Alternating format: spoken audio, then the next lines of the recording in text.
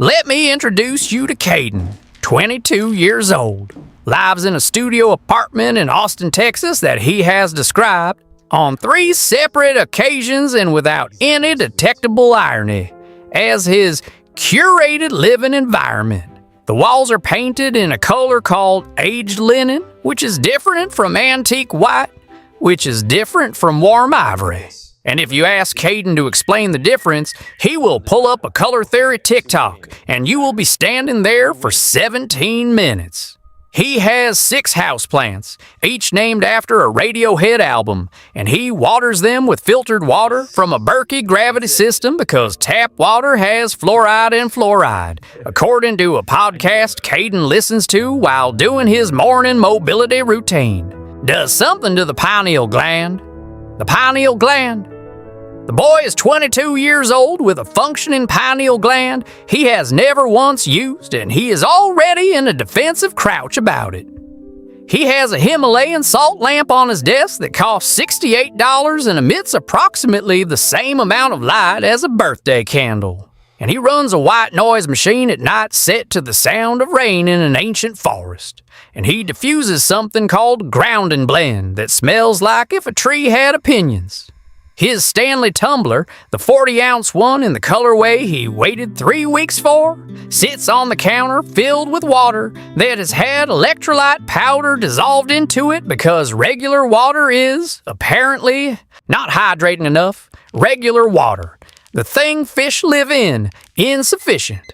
The morning routine begins at 6:52 a.m., not 6:50, not 6:55, 6:52, because he read a wellness newsletter that said waking up during a cortisol dip rather than a cortisol spike improves cognitive clarity. And Caden is extremely serious about his cognitive clarity for a person who spent 40 minutes last night watching compilation videos of people failing to parallel park. He lies in bed for 10 minutes doing something he calls intention setting, which is a form of thinking about thinking, and then he rises and begins what is, objectively, the most elaborate morning ritual in human history to be performed by someone who does not have a film crew or a publicist.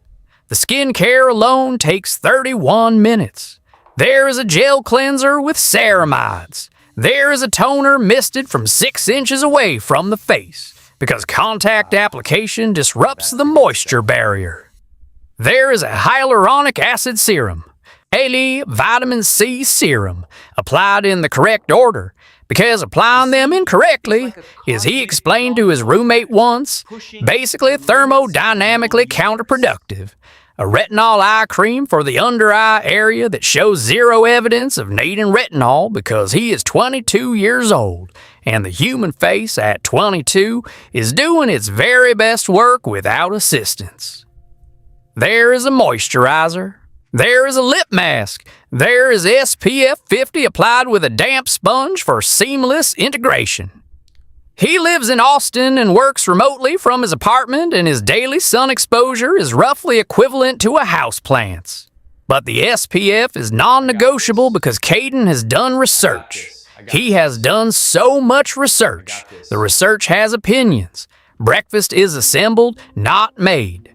There is overnight oats that were prepared the previous evening with oat milk. Not almond, not cashew oat, because oat has the right fat profile for satiety without inflammation. Chia seeds, a measured tablespoon of almond butter, blueberries that were specifically the organic ones from Whole Foods and not the regular ones because of pesticide load, and a drizzle of local raw honey from a jar that cost $14 and has a small, handwritten label with a bee on it. He eats this while standing at his kitchen counter watching a documentary on his laptop about cottagecore and rural life in medieval England.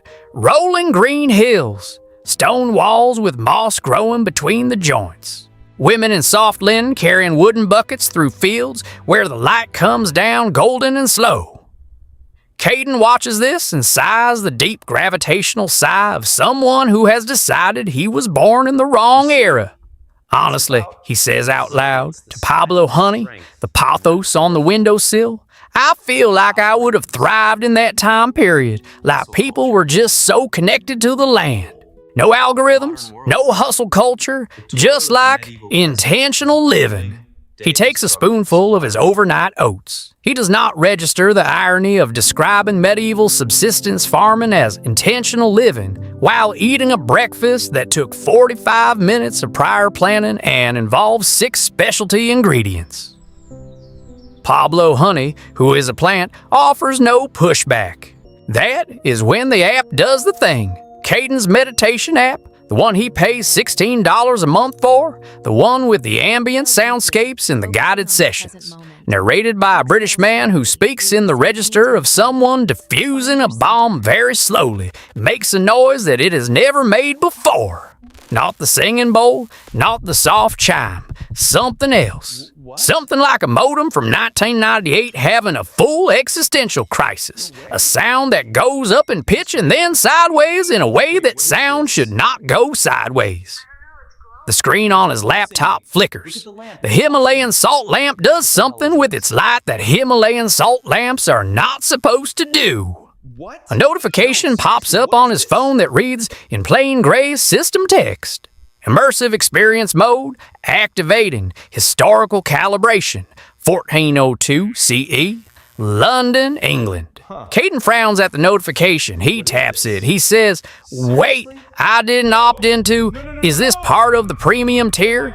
And then the studio apartment performs a maneuver that studio apartments are categorically not designed to perform. And Caden and his overnight oats and his SPF 50 and his non-negotiable morning stack fold out of 2024 like a piece of paper and land somewhere that smells nothing at all, like grounding blend. He lands face first in the street, and I want to be precise about what the street is, because the street is doing a lot of things simultaneously. It is 1402, it is London, it is October, and the street is a medieval street in the fullest and most comprehensive sense of that description. It is not paved in any modern understanding of paving. It is compacted earth and cobblestone in centuries of accumulated material, and at the top of that accumulated material is a fresh layer of contributions from the horses, the pigs, the chickens, and the several thousand humans who use this street daily in a city with no sewage infrastructure and a robust tradition of throwing things out of windows when they become inconvenient to keep inside. Caden's face goes into this. His SPF 50, applied this very morning with a damp sponge for seamless integration, meets the medieval street of London, and the medieval street of London does not care about his moisture barrier. He lifts his face. He looks at his hands, both planted in the mud. I can't do this. His brain, which has spent 22 years being carefully optimized for cognitive clarity, returns a result of pure static. Then the smell arrives, and the brain stops trying. Here is what London smells like in October of 1402, and I want you to sit with this because Caden is going to sit with it for 7 days. There are approximately 40,000 people in the city. There is no municipal sewage system. There are open drainage channels running down the centers of the streets, called kennels. And the kennels receive everything the city generates and moves it very slowly toward the Thames. The Thames itself is serving simultaneously as water source, waste disposal, industrial runoff catchment, and the city's general solution to problems it does not want to think about. The tanneries on the south bank, and there are many tanneries because leather is essential and the medieval tanning process requires fermented urine, specifically dog urine, which is collected by people called pure finders who walk the city with buckets. And yes, that was a real job. And yes, Caden is going to eventually learn what that job is. And yes, I will be there for that moment. The tanneries produce a smell that travels. Wood fires burning wet timber fill the air with smoke that does not rise so much as it settles, choosing to hang at face level where it is most useful.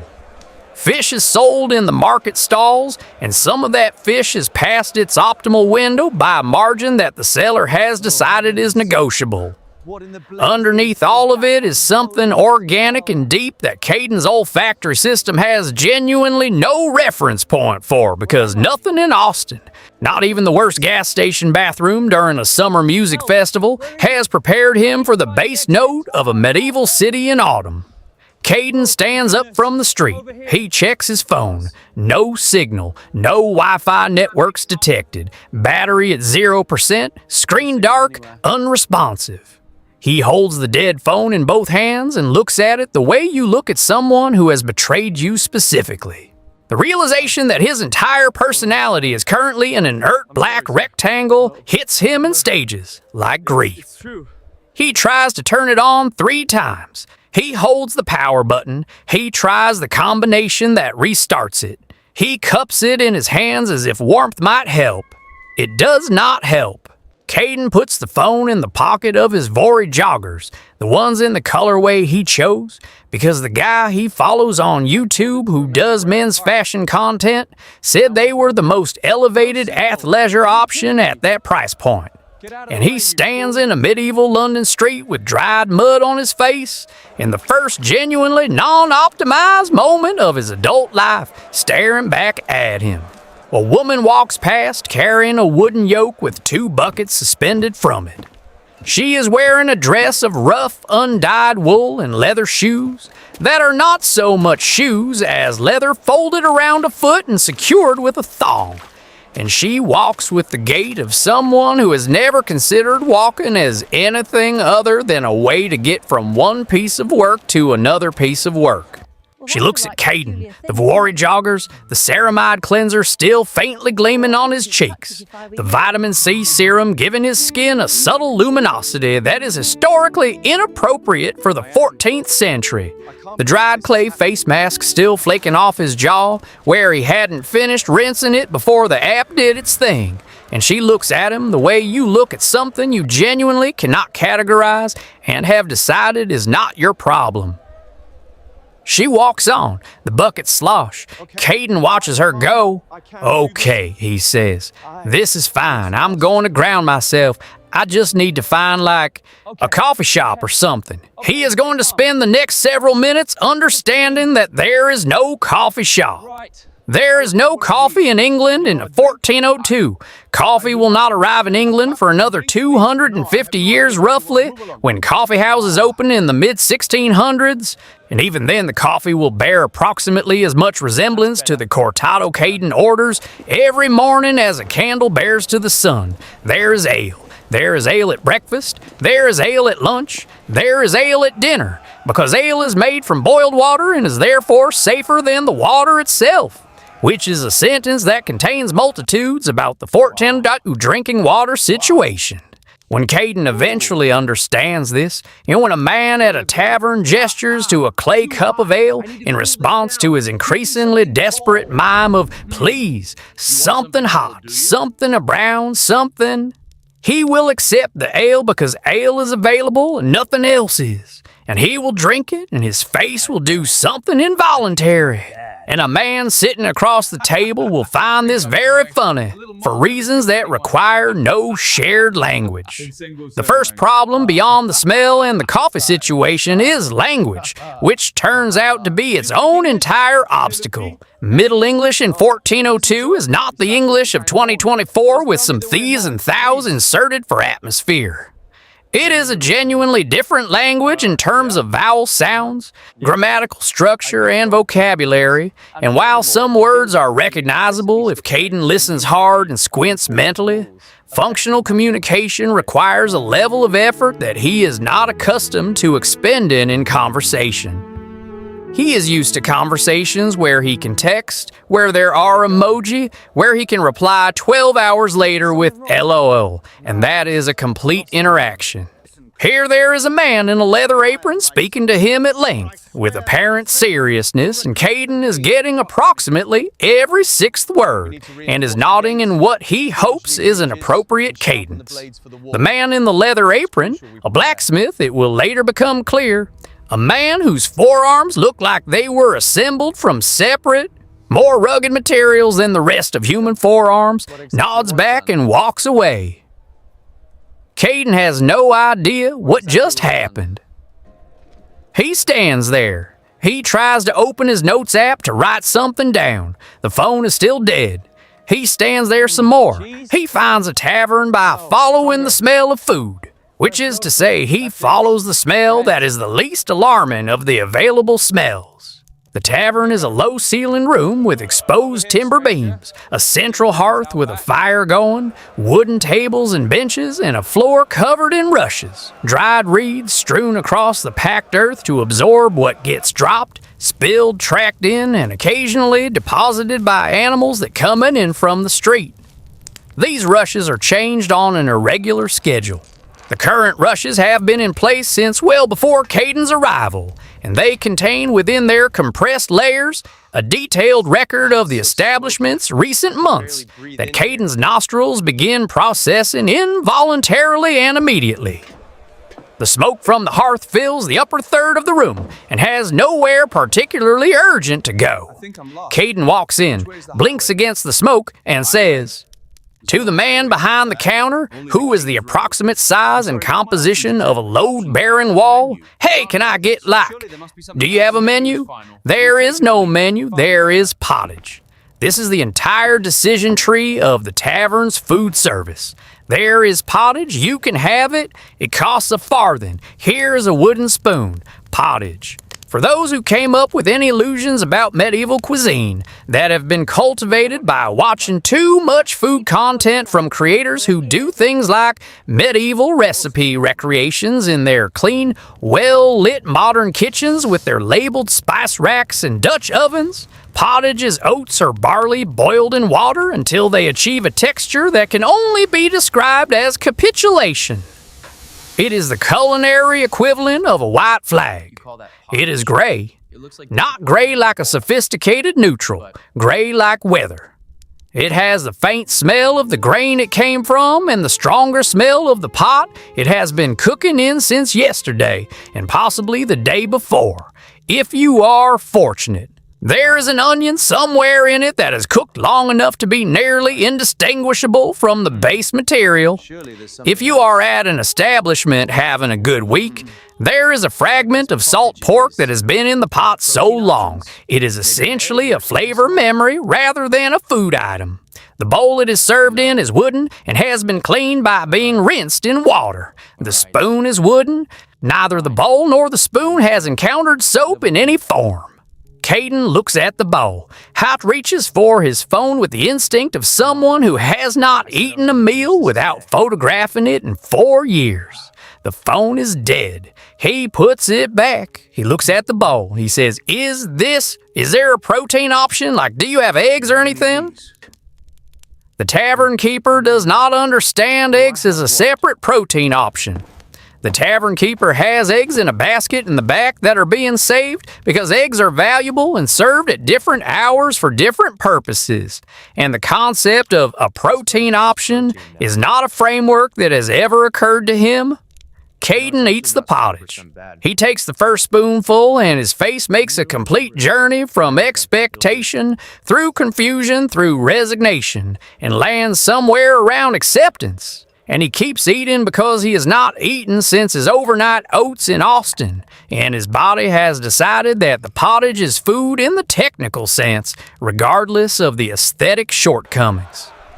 No one in the room is impressed by this. Everyone in the room has eaten pottage this morning and will eat pottage this evening, and did not require a moment of internal negotiation to do so. No Whole Foods here, buddy. No macro-balanced overnight oats with local raw honey from a jar with a handwritten B on it. No oat milk. No oat anything except the thing in the bowl that you are eating without a boomerang video to commemorate it. I grew up on Lunchables and fruit roll-ups, and I have never been this spiritually satisfied watching someone eat something bad. The sleeping situation unfolds on the first night with the patience of a horror movie. The tavern rents sleeping space on its upper floor, which means a straw pallet on the floor shared with 3 other travelers. The straw is old. Old straw is not a neutral material. Old straw that has hosted travelers for months in a room with limited ventilation has developed a character, and that character is loud. There is one wool blanket.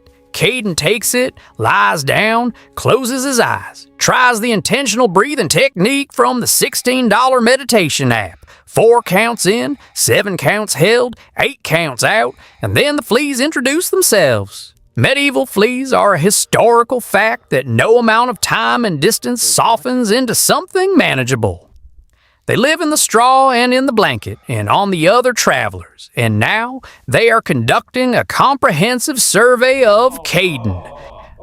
And within 30 minutes, he is sitting fully upright in the dark, scratching his arms with the frantic energy of a man who has just discovered that connecting with nature has a literal dimension he was not accounting for.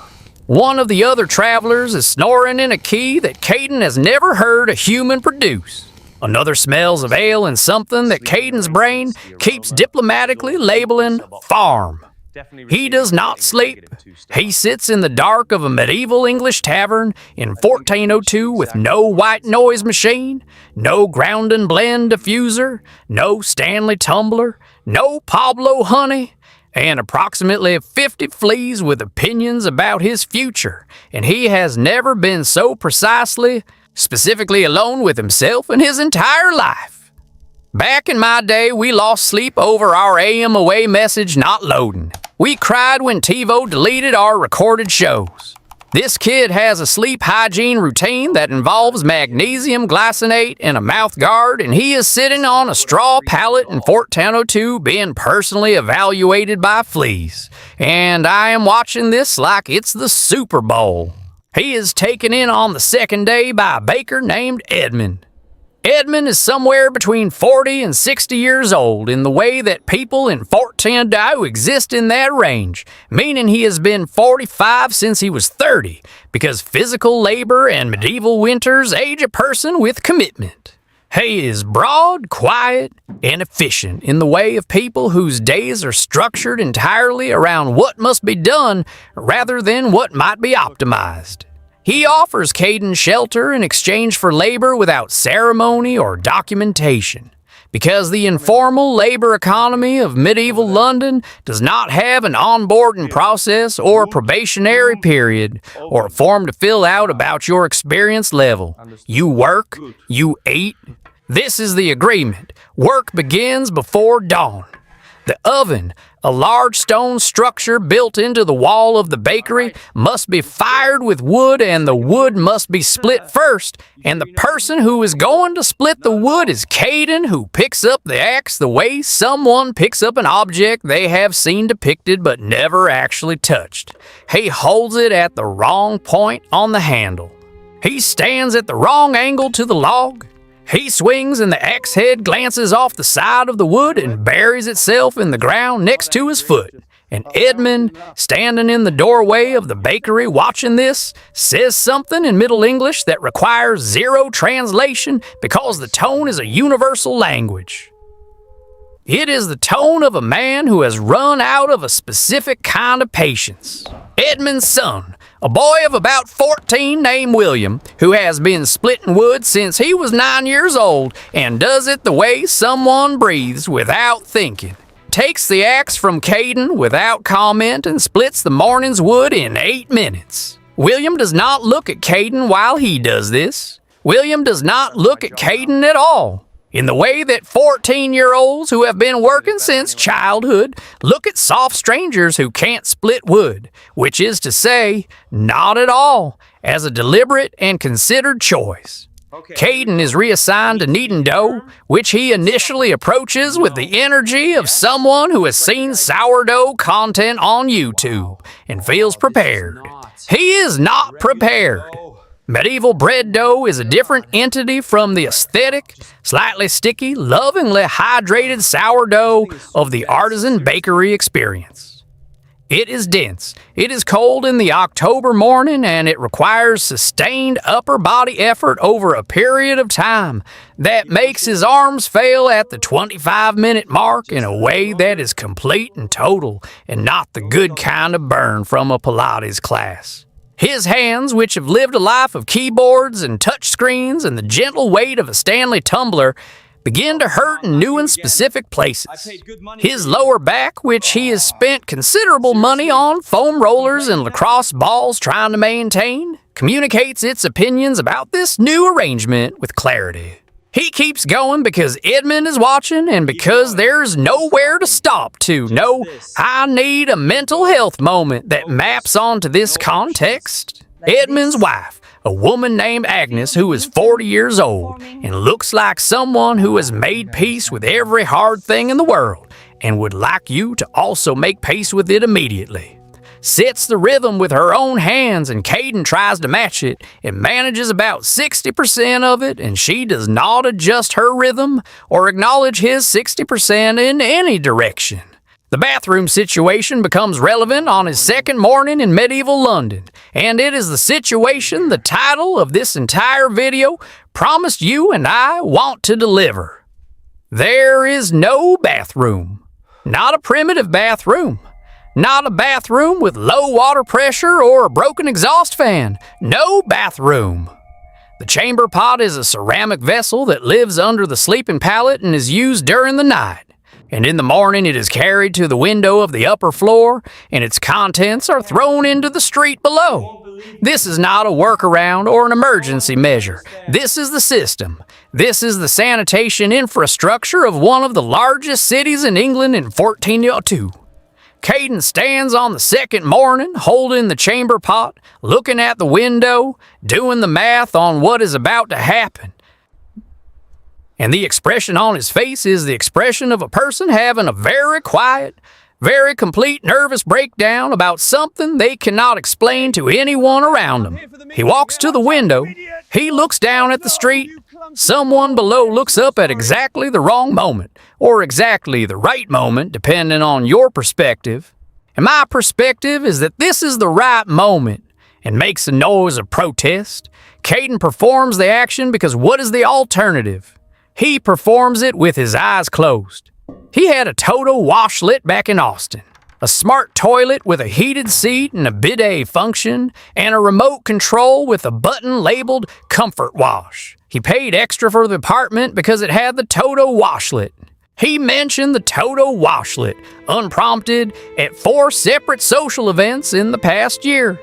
He is standing in a medieval window with a chamber pot and his eyes closed, and somewhere in the back of his mind, he is thinking about the Toto washlet with an intensity that borders on prayer. The food across the week is pottage, bread, more pottage. Bread with a wedge of hard cheese that has a flavor profile best described as confident. Pottage with onion, which is the elevated version of pottage. A piece of dried salted fish on a day when a delivery arrives. And on the 6th evening, a stew of root vegetables and something meaty that Caden has decided as a matter of psychological survival not to investigate. He eats all of it. By the 4th day, he is eating pottage without pausing to assess it or wish it were something else, which is the closest he gets to equanimity in 1402. His body, which has spent 22 years being carefully supplied with anti-inflammatory foods and measured tablespoons of almond butter, turns out to be entirely capable of running on medieval rations. The body is adaptable. The body has been adaptable for 300,000 years. The body is doing great. The mind is having a harder week. The cold is a character in its own right. October in England in 1402 is not the cozy October of an influencer autumn walk with a flannel shirt and a PSL and fallen leaves photographed in golden hour. It is a cold that lives in the stone walls and breathes back out at you all night.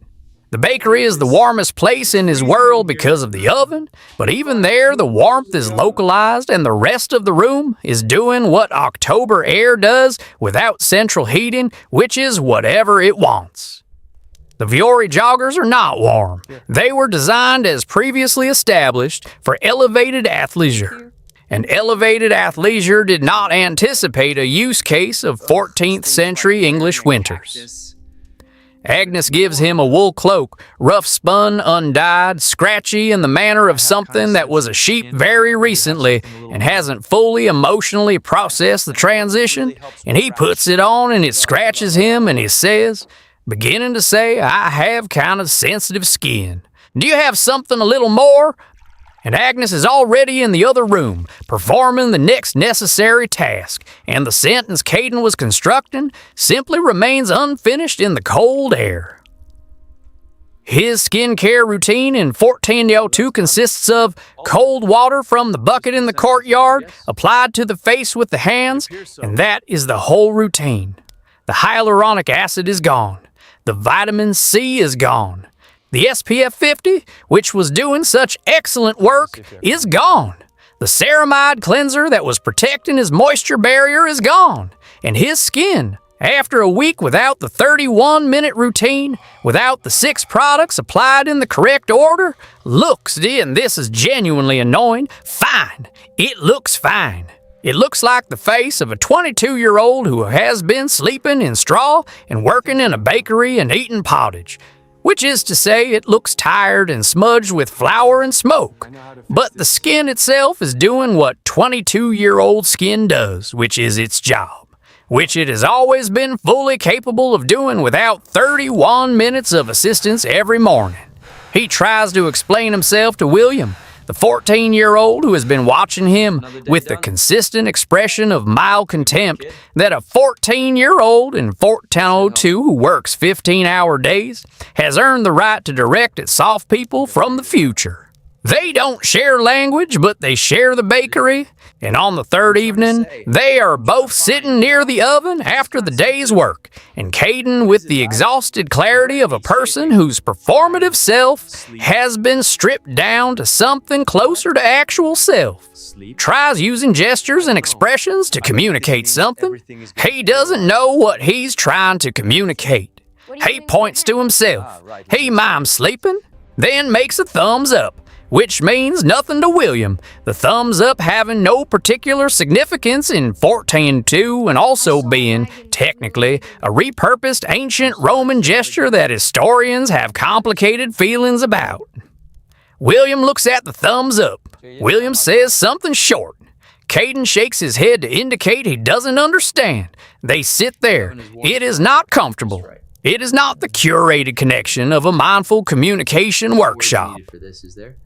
It is just 2 people sitting near a fire that is warm, which turns out to be enough. Good, let's keep the rhythm. On the 5th day, something recalibrates Caden in a way that is small and permanent.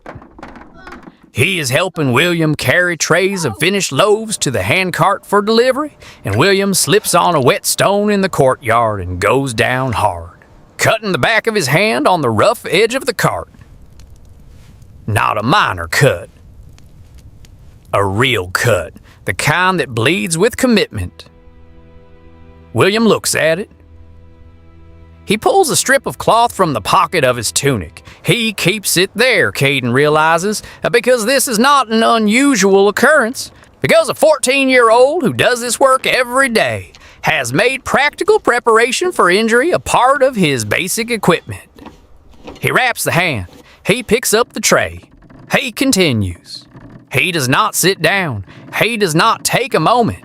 He just wraps the cut and continues carrying bread because the bread needs to be delivered, and that is the situation. Caden stands there with a tray of loaves and watches this, and something happens in his chest that he doesn't have a podcast recommendation for and can't diffuse his way through.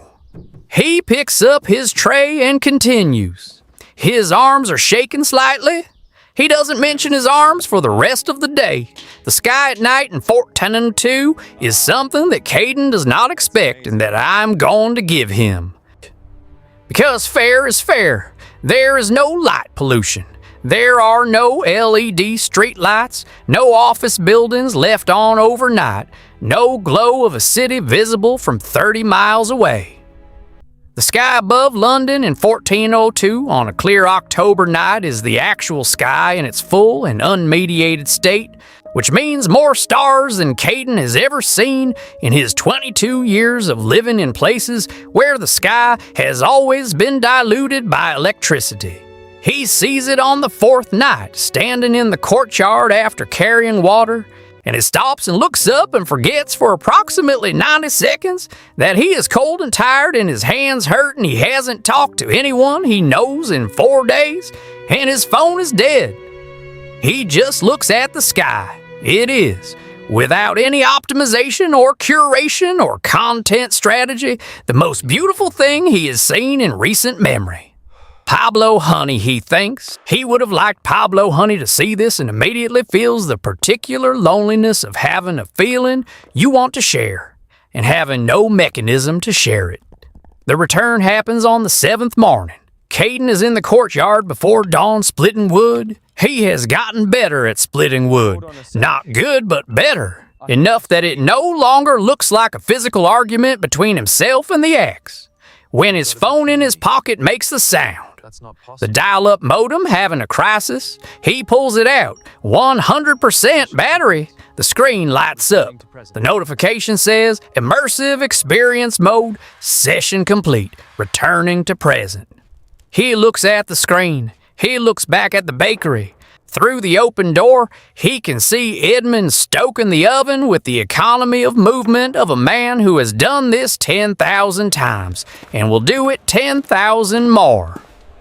Agnes is at the table. William is bringing in the first load of wood, moving with the particular efficiency of someone whose body knows its work completely. None of them look up. The bakery smells of smoke and grain, and the outside air is cold, and the stars are still just visible at the horizon, and Caden stands there for a moment longer than he needs to, holding the phone, before the world does its thing, and he folds back into 2024 and lands on the floor of his studio apartment in Austin, Texas, face up on the aged linen walls, 6 plants watching him from their positions, the white noise machine playing rain in an ancient forest, the ground and blend diffuser going, the Himalayan salt lamp doing its $68 best. He lies on the floor for a while. He does not body scan. He does not set intentions. He does not assess the quality of the morning light for content. He just lies there and breathes the ground and blend air and looks at the ceiling and lets the fact of his life, the warm apartment, the working plumbing, the toilet that is specifically not a window, exist around him without commentary. Then he gets up, walks to the bathroom, and uses the toilet paper. And for the first time in his adult life, he is genuinely, completely grateful for the toilet paper. Not in the way you write grateful in a journaling prompt. In the way that gratitude is actually supposed to feel, which is less like a mood and more like a reckoning. He does not post about it. He calls his mom. He waters Pablo Honey and Karma and the Bens and all the rest of them. He makes his overnight oats. He does most of the skincare routine. He skips the eye cream, though, because he is 22 years old. And his skin is fine. It was always fine. That's the lesson medieval London wanted to teach him, and honestly, it's the only lesson it ever teaches. You don't know what you have until you've thrown it out the window. And in 1402, everything got thrown out the window, literally every single morning. Roll the toilet paper credits.